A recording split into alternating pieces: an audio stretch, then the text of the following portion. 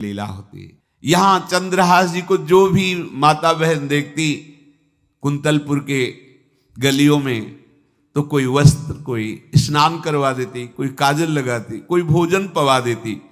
परमहंसों जैसा जीवन कट रहा है। कृष्ण कृष्ण कृष्ण कृष्ण।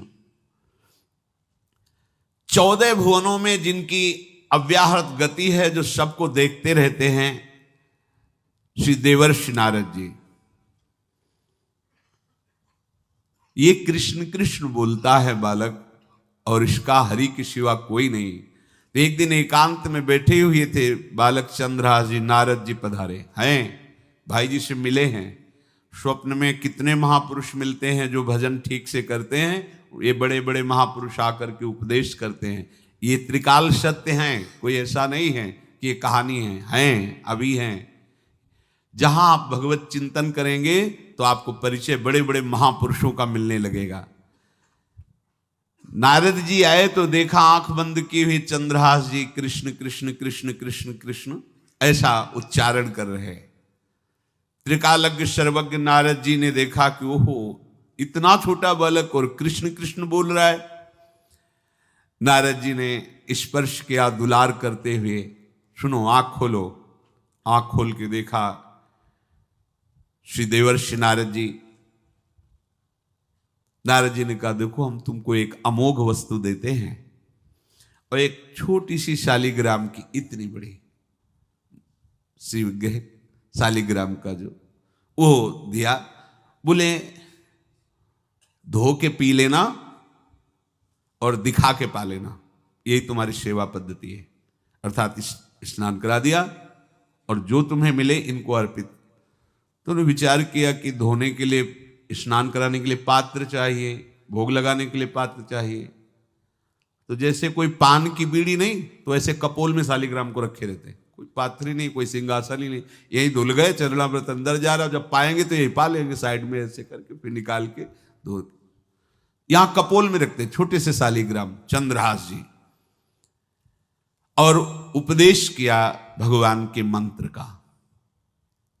जब कोई भगवत प्राप्ति के लिए चलता है तो भगवान ही गुरु रूप से प्राप्त होते हैं, वहां तक तुम्हें पहुंचा देते हैं या उन महापुरुष को आपसे मिला देते हैं। जब कोई भगवत प्राप्ति के लिए जहां चलता है तो ये भगवान अपनी तरफ से कृपा करते हैं। ये दृष्ट बुद्धि के जो महल में धायमान ने इनका आश्रय स्वीकार करवाया था, उसके एक पुत्र थे मदन जी, वो बड़े भागवत थे। और एक पुत्री थी जिसका नाम था विषया, वो बड़ी सुंदर थी, अभी छोटी अवस्था की ही थी। मदन जी का स्वभाव था भक्तों को भोजन पवाना। जो भगवत भाव के जन होते हैं उनके हृदय में ऐसा उत्साह होता रहता है कि जो वैष्णव हैं, संत जन हैं, इनको भोजन पवाने का मतलब श्री भगवान को भोजन पवाना।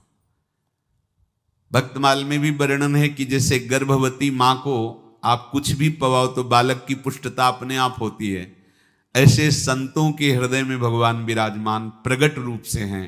जब हम संतों को भगवत भाव से भोग पवाते हैं तो साक्षात भगवान ही पाते हैं। और मदन थे भगवत भाव के, तो उन्होंने बुलाया बड़े बड़े भक्तों को और ब्राह्मणों को। जब ब्राह्मण और भक्त पा रहे थे तो खेलते खेलते चंद्रहास जी भी वहीं चले गए और उन्होंने भी वहां प्रसाद पाया। अब बड़े बड़े ब्राह्मणों में एक ज्योतिषाचार्य थे। दृष्ट बुद्धि जी ने हाथ जोड़कर प्रणाम किया और अपने परिवार को प्रणाम करवाया और कहा, यह हमारी पुत्री है। दृष्ट बुद्धि जी ने कहा, आप इसका हाथ देकर बताइए, इसको वर कैसा मिलेगा, कैसा ऐश्वर्य होगा। दृष्ट बुद्धि मतलब दुष्ट बुद्धि, ऐसा ही था वो। पर बड़ा विचित्र खेल है, इसकी बुद्धि एकदम विपरीत और पुत्र महाभागवत। भगवान का खेल है, वो भक्ति विरुद्ध और पुत्र भागवत। उन्होंने कहा वर, ऐसे दृष्टि डाली चंद्रहास जी वहीं पार, वो है इसका वर। वो इसे धाय का, एक दासी का लड़का हमारी पुत्री का वर बने? बोले शायद आपने ध्यानपूर्वक रेखा नहीं देखी, वो हम देख लिए हैं, यही है तुम्हारी पुत्री का वर। दृष्ट बुद्धि ने विचार किया कि एक भिखमंगा हमारी राजकुमारी पुत्री का दूल्हा बनेगा। पंडित जी को तो दक्षिणा दी, विदा किया और सैनिकों से कहा घर से निकलने न पावे बालक, क्योंकि ज्योतिष पक्की, ज्योतिष शास्त्र सत्य है, पर उसका सम्यक ज्ञान होना चाहिए।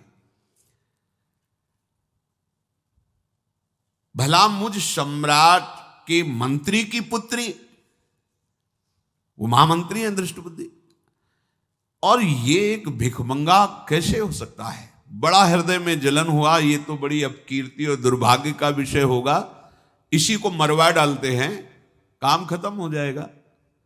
निश्चय किया और जल्लादों को बुलाया और कहा बालक जो पंगत में भोग पा रहा है इसको ले जाओ और जंगल में मार के, और इसका कोई अंग हमें काट के दिखाओ कि हम मार, मतलब पक्का मार देना है। क्योंकि वो इतने सुंदर थे, इतने सुशील थे, इतने प्यारे लगते थे कि कोई भी मारने के लिए तैयार। इसीलिए उसने शर्त रखी, इनका अंग काट करके हमको प्रमाण में दिखाया जाए कि मार दिए गए हैं। चांडालों ने हाथ पकड़ा, चंद्रहास जी को ले गए। चंद्रहास जी का स्पर्श करते हुए उनको ऐसा दुलार होने लगा हृदय में, जैसे मां को अपने बच्चे से दुलार होता है। स्पर्श करते, दरस परस अघनाश, भक्त का स्पर्श ही पापों का नाश कर देता है। वो दो जल्लाद आपस में कहने लगे भाई जीवन हो गया लोगों को मारते हुए, कभी कोई पुण्य का काम नहीं किया। ये देखो भक्त संग का प्रभाव।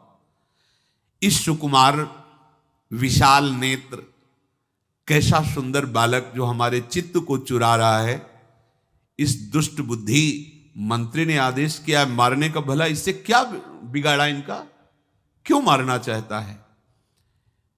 देखो वैसे तो मां पापी है ही हैं, क्योंकि जल्लाद घर में जन्मे हैं, पूर्व जन्म के पापों के अनुसार इस जन्म में न जाने कितनों को हमने काटा है।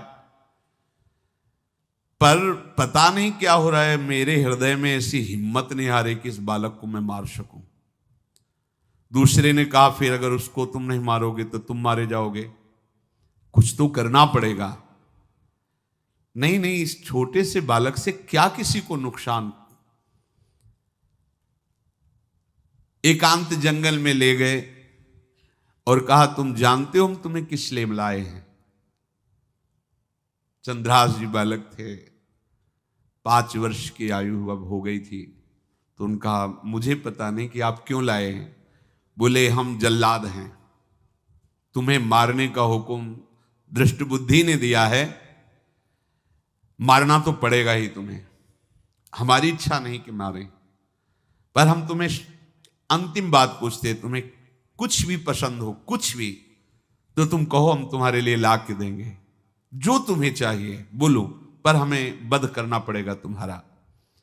तो उनका मुझे कुछ और नहीं चाहिए, बस थोड़ा सा समय चाहिए। यदि आप मारना ही चाहते हो तो थोड़ा हमारी पूजा है हम कर लें, इसके बाद मार लीजिए। आपको तो बल है, अस्त्र हैं, मैं तो बालक हूं। उनका हाँ हम तुम्हें समय देते, तुम किसी को पुकार भी सकते हो, जो तुम करना चाहो कर सकते हो। चंद्रहास जी का मुझे मृत्यु का भय नहीं, बस कुछ समय दे दी। पूरा महाभारत हो गया था, टिटिहरी के अंडे नहीं फूटे थे। वहीं एक टिटिहरी का, तो टिटिहरी एक पक्षी होती है ना, टे टे करके उड़ती है, तो उसके अंडों के ऊपर एक हाथी का घंटा हो गया, गिर गया ऐसे। सब पूरा महाभारत में सब नष्ट भ्रष्ट, वो अंडे वैसे सुरक्षित। तो जो प्रभु भारत युद्ध में राखे भरुही अंड, सोई मुंह को राखे जो राखत ब्रह्मांड।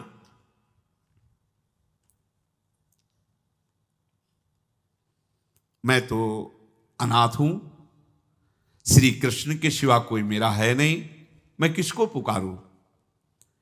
मेरा आश्रय तो एकमात्र वही प्रभु हैं। और निकाला शालिग्राम, यही सिंहासन है शालिग्राम का। भगवान के भक्तों की अपार महिमा है।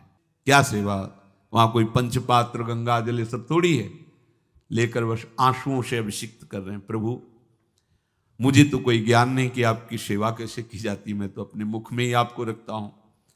अब मेरे जीवन का अंत होने जा रहा है, बस मैं यही प्रार्थना करता हूं कि मैं आपके ही समीप पहुंचूं, आपका ही स्मरण करूं, आपसे कभी विलग न हूं, एक भी वृत्ति आपसे कभी विलग न जाए। श्याम सुंदर मुरली मनोहर ललित त्रिभंगी ध्यान करते हुए आंख खोली और इशारा किया, काट दो मुझे। जल्लादों ने जब देखा आंसू चल रहे हैं ऐसा, वो बैठ गए अस्त्र रख के और कहने लगे, भाई तुम मुझे मार दो, भले भले वो दृष्ट बुद्धि मुझे, मैं इस बालक को नहीं मार पाऊंगा, मेरी हिम्मत नहीं, अब कुछ भी हो, मेरा वध हो जाए, पर मैं इस बालक को। गिरे मुरझाई दया आई कछु भाए भरे, ढरे प्रभु और मति आनंद शोभिनी है। हुती छठी आंगुरी सो काट लई दूषण हो, भूषण ही भयो जाई कहीं सांच चीनी है। जब नेत्र का इशारा हुआ कि वध कर दो, तो जो बधिक मारने के लिए आए हत्यारे थे वो आनंद से एकदम प्रफुल्लित हुए और कहा, मैं नहीं मार पाऊंगा तुम्हें। तो एक ने कहा, देखो एक उपाय मुझे दिखाई दे रहा है, इस बालक में विशेषता तो है ही, पर इसके पैरों में देखो, बाएं पैर में एक छठी अंगुली भी है, किसी किसी को होती है। गांव में तो कहते हैं छंगू या छंगा, जिससे होता है ना गांव में, और ये छंगा मतलब 6 अंगुली के। बोले इसको अगर काट लेते हैं तो प्रमाण भी सत्य, जिसकी कसम खवाएगा मैं खा लूंगा कि ये चंद्रहास जी के है, और मैं मार दिया। और कौन इस बालक को ढूंढेगा, जंगल में छोड़ देते हैं, अपनी तो सामर्थ्य नहीं। बधिकों ने, जल्लादों ने ऐसा ही किया और जाकर अंगुली दिखा दी, मैं बालक का वध करके आ गया हूं। उनको यह कि लाखों बार इन्होंने वध किया, तो संशय का कोई रिश्तेदार थोड़ी है, वो तो बालक है, उसको मारने में क्या। हाँ ठीक है, मार दिया गया।